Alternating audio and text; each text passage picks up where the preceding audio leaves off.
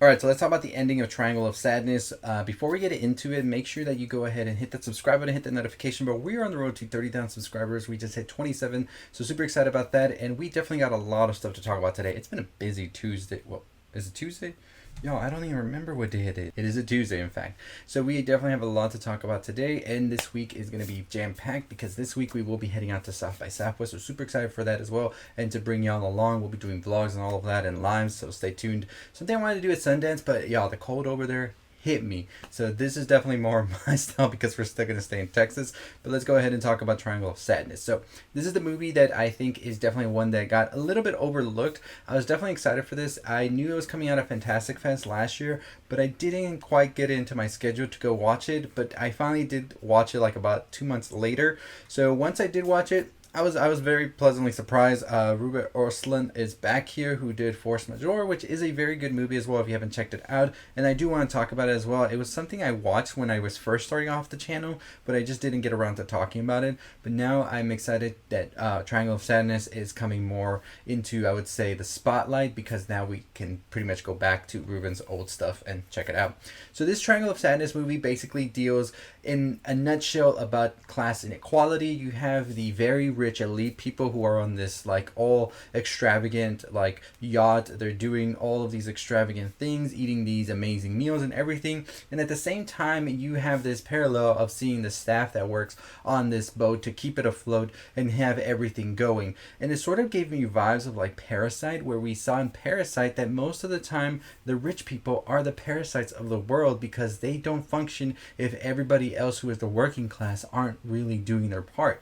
They are just there sort of being leeches at the end of the day. And so this movie kind of takes that like whole like premise, but it kind of does its own thing as well, which I'll talk about in a bit.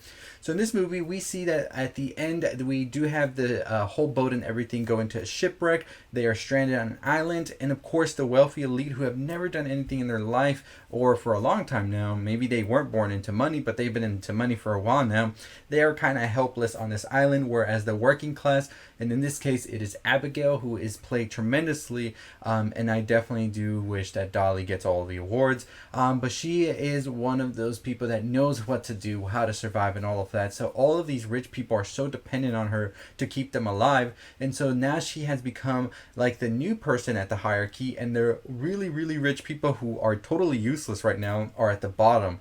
They are at her whim, and they need to pretty much have her as a queen of sorts and keep her protected. This is where we see things start to really switch off. We have Yaya, who, by the way, rest in peace to Charlie, who tragically has passed away right before the film came out and all of that.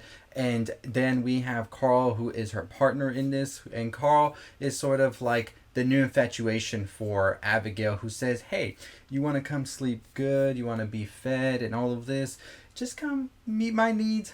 We know what we're talking about here, and you'll get all the stuff you'll need. You'll be able to sleep indoors. You'll be able to have all the food, because there's like this little like submarine thing, and that's for Abigail, because she is the one that's like cooking, that's catching, hunting, and all of that. So she's pretty much the top of the chain. She gets the luxuries, others do not. And so Carl and Abigail start this sort of relationship, and Carl says it's just because he wants to keep Yaya good. He wants to keep her fed and all of this. If he's on good terms with Abigail, then Yaya will be on good terms with Abigail. But it sort of start of like put this tension between them. Eventually we see that Carl kind of decides to be with Abigail and kind of leave that sort of life that he has with Yaya, because I think in a way he starts to sort of break down and sort of like more the whole Abigail being more down to earth and all of this, and sort of the high end of Yaya's life and everything was not what he really wanted. It seems that it goes in that direction as well, where he sort of starts to see maybe he wasn't as happy in this rich high socialite life that he was living,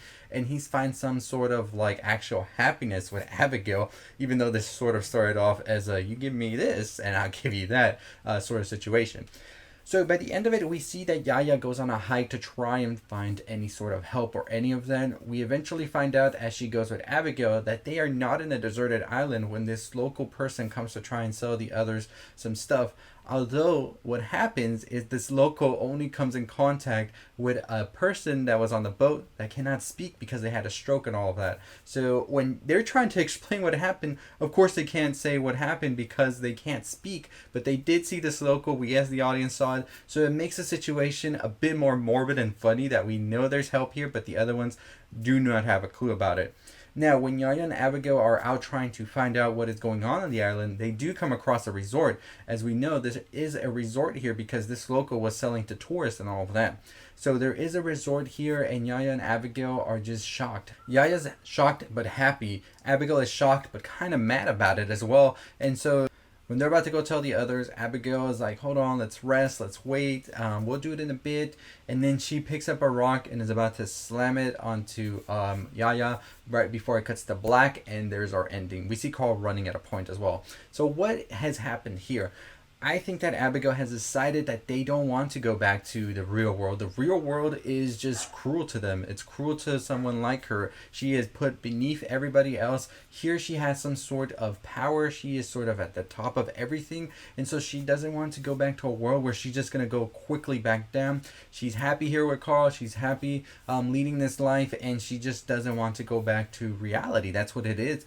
What's going on here. Whereas Yaya is more like sort of loved and is put above everybody else in the real world, and she would rather of course go back. So you have this sort of morality thing at the end where it's like Abigail would rather be stranded on an island and have these needs just met, being fed, being like in a home and all of this, than to go back to society in a real world where she is looked down upon, she is forced to work, and she just has to do all of this in order to meet her like basic needs that every human should get. So I think that Abigail basically sees this as a way of going back to hell at the end of it. And Yaya is in her way because, of course, Yaya is going to tell the other ones that they have found a place, and Yaya is going to very much get everybody off the island, including Abigail. And Abigail doesn't want this. She wants Carl to stay. She wants the others to stay. She sort of likes the power that comes with having like these skills that she has. And that's basically what it is. The power has corrupted her to say, I'm living a good life here and I want it to stay that way. I don't want all the other ones to leave because they sort of have this dependency of me, and I sort of like having this power. And I think it just goes into these all different dilemmas I think that we see in the society today when it comes to money, when it comes to class, inequality all across the board with different sort of demographics and all of that. So I definitely do enjoy what Ruben Östlund does with this ending, where it just leaves it for you to fill in, almost asking you, if you're Abigail and you're here and you're having all of this, what would you do? And I think that was the best way to end this, is not really showing what happened. You just sort of like piece it together in your mind. What do you think Abigail would have done in that situation after everything that has happened in this movie from beginning all the way to this very end? So overall, I really enjoy Triangle of Sadness. That's my interpretation of it. I believe that she didn't want to go back to what was before, because what was before for someone like Abigail was just bullshit, and for someone like Yaya, of course, it was something great and wonderful for her to go back, but not for Abigail. So very great ending, very much enjoyed it. One of my favorite movies of 2022. Very underrated. Hopefully more eyes get on it, but let me know your thoughts, your opinions on it in the comments down below. Make sure you hit the subscribe button, make sure you hit the notification bell. We are on the road to 30,000 subscribers. Follow us on Instagram, TikTok, Twitter, all those social media sites. We post different things, as well as our website, culturelixir.com. But as always, I'll see you next time. Stay safe, stay positive.